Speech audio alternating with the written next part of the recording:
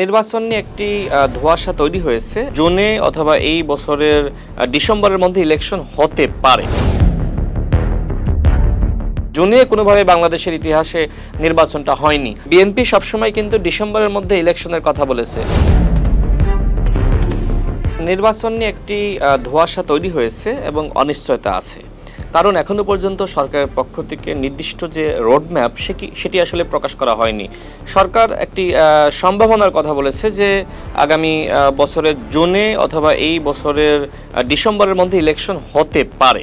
আপনাকে মনে রাখতে হবে হতে পারে কিন্তু হবে, এই দুইটা জিনিসের ভিতর কিন্তু পার্থক্য আছে।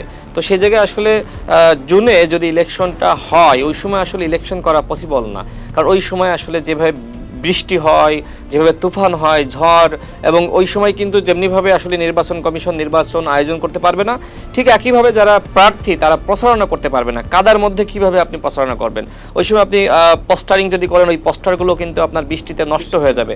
নানান ধরনের সমস্যা কিন্তু আছে। আপনি কোনো ধরনের পথসভা করতে পারবেন না, মানুষকে নিয়ে আপনি কোনো ধরনের জনসভা করতে পারবেন না। তো সমস্যার সংকট আছে। তো আমার কাছে যেটি মনে হয় যে জুনে যেহেতু ইলেকশন করা সম্ভবপর নয়, ওই সময় যেহেতু আবহাওয়া খারাপ থাকে এবং এটি কিন্তু নির্বাচন কমিশনের পক্ষ থেকে স্পষ্টভাবে বলা হয়েছে যে জুনে কোনোভাবে বাংলাদেশের ইতিহাসে নির্বাচনটা হয়নি।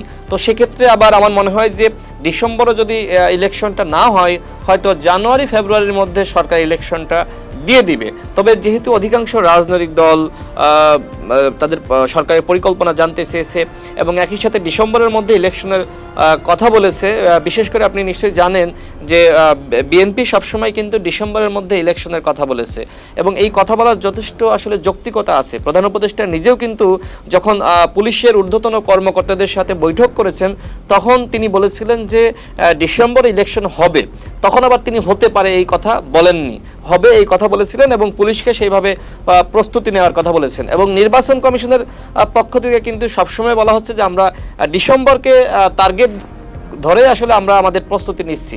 তার মানে হয়তো নির্বাচন কমিশনকে সেইভাবেই সরকার ভিতরে নির্দেশনা দিয়েছে যে আপনারা ডিসেম্বরকে আপনারা মানে শেষ বিন্দু বা শেষ লাইন ধরেই আপনারা আসলে প্রস্তুতি গ্রহণ করেন।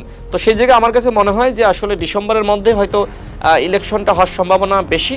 আর যদি বেশি আরেকটু সময় লাগে সেক্ষেত্রে আপনার অবশ্যই জানুয়ারি ফেব্রুয়ারির মধ্যেই ইলেকশনটা হবে আমার কাছে মনে হয়, কারণ জুনে তো ইলেকশন হওয়ার বাস্তবতা নাই, আবহাওয়া তো সাপোর্ট করে না, ওই সময় তো আসলে প্রচারণাও করতে পারবেন না এবং একই সাথে নির্বাচন কমিশন তারাও কিন্তু তাদের যে কার্যক্রম সেটি আসলে করতে পারবে না বৃষ্টি বাদলার মধ্যে।